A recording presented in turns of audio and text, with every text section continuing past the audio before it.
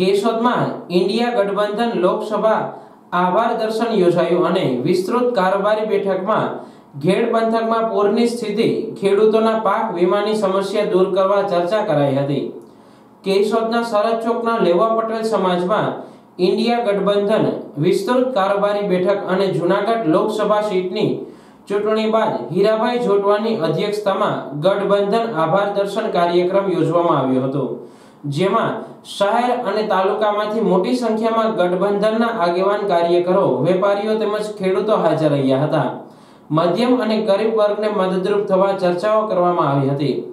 આ બેઠકમાં વર્ષો પહેલા ઘેડ પંથકના વિવિધ પ્રશ્નો ઉકેલવા ઘેડ વિકાસ નિગમ રચના કરવામાં આવી હતી, તેને યાદ કરી સરકાર નક્કર કામગીરી કરતી ન હોય તેવા આક્ષેપ કરી ઘેડ પંથકની ચોમાસાની કાયમી સમસ્યા દૂર કરવા, પાણીનો ઝડપથી નિકાલ, પાણીના રિચાર્જની વિવિધ યોજના, નદીઓ ઊંડી અને પહોળી કરવા સરકાર કામગીરી કરે, તેમજ ખેડૂતોને 2019નો પાક વીમો ચૂકવાતો ન હોય, સરકાર સામે લડત કરવા ટૂંક સમયમાં હાઈકોર્ટમાં જવાની તૈયારી બતાવી હતી। આ તકે ગઠબંધનના ભરતભાઈ અમીપરા, કાનભાઈ રામ, મોહનભાઈ કિંદરકેડિયા, હમીરભાઈ ધોડા, સીડા બાપા, ડીકે પીઠિયા, મહેશભાઈ મકવાણા, અશોકભાઈ વણપરિયા, ભરતભાઈ લાડાણી, ગોવિંદભાઈ ડાંગર સહિતના આગેવાનો હાજર રહ્યા હતા। આજરોજ કેશોદ ખાતે કેશોદ વિધાનસભા વિસ્તૃત કારોબારી અને પાર્લામેન્ટ વખતનો આભાર દર્શન કાર્યક્રમ રાખેલો, એમાં ખૂબ મોટા પ્રમાણમાં લોકો હાજર રહ્યા। એમાં ખાસ કરીને ખેડૂતો અને ગરીબ વર્ગને જ્યાં સમસ્યાઓ છે, સમસ્યાઓની પણ ખૂબ મોટા પાયે ચર્ચા થઈ। આ વિસ્તાર ઘેડ વિસ્તાર તરીકે જાણીતા વિસ્તારમાં દર વખતે પાણી ભરાય, પોતાનો પાક છે એ સડી જાય। લાંબા સમયથી આ સરકાર એવું કીધા કરે છે, યા વચનો આપ્યા કરે છે કે અમે નદીઓ પહોળી અને ઊંડી કરશું, પણ કોઈ નક્કર કાર્યક્રમ કરતા નથી।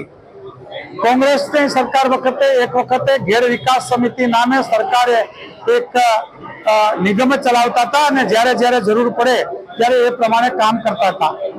હાલ કેન્દ્રીય મંત્રી આવીને ખાતરી પણ આપી ગયા, એક ધાર્મિક કાર્યક્રમમાં ખાતરી આપી કે અમે નદીઓ ઊંડી અને પહોળી કરશું, તો એના માટે નદીઓ ઊંડી પહોળી કરે તેમજ રિચાર્જ પાણીનું અહીં થવું જરૂરી છે।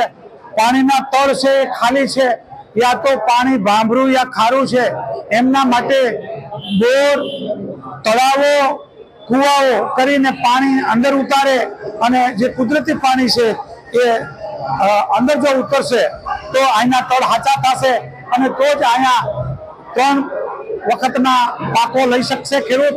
અને બાગાયતી પણ જેમ ગીરમાં બાગાયત છે, જેમ મંથલીમાં છે, તેમ કેસર કેરી, સિક્કો જો પાક ઉગાડવા હશે તો રિચાર્જ કરીને તળ હાચું કરવું પડશે।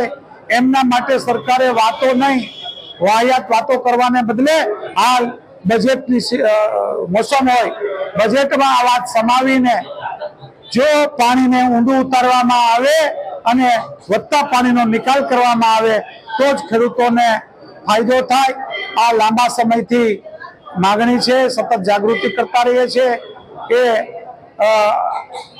જે ઘટનાક્રમ છે ખેડૂતોનો એનો આ સરકાર આગળ વધારે એવી અપીલ કરું છું। ખાસ કરીને 2019ના પાક વીમામાં 81 કરોડ જેવા આ વિસ્તારના એમને પ્રીમિયમ ભર્યું હોય અને પછી પણ 1 રૂપિયો મળે નહીં, એમના માટે આજ અમારા ખેડૂત સમિતિના અગ્રણી ભરત લાડાણીએ જે વાત કરી એમાં મેં મારો સૂર પુરાવ્યો કે બધાનો સર્વે કરીને જો એ પાક વીમો ન ચૂકવે તો હાઈકોર્ટ સુધી જવું અને એમના કંઈ જે વકીલની ફી અને હશે એ હું મારા તરફથી આવી એ આજે મેં જાહેરાત કરી અને આ વિસ્તારના ખેડૂતોનું કંઈક ભલું થાય એમના માટે પ્રયાસ કરી રહ્યા છે।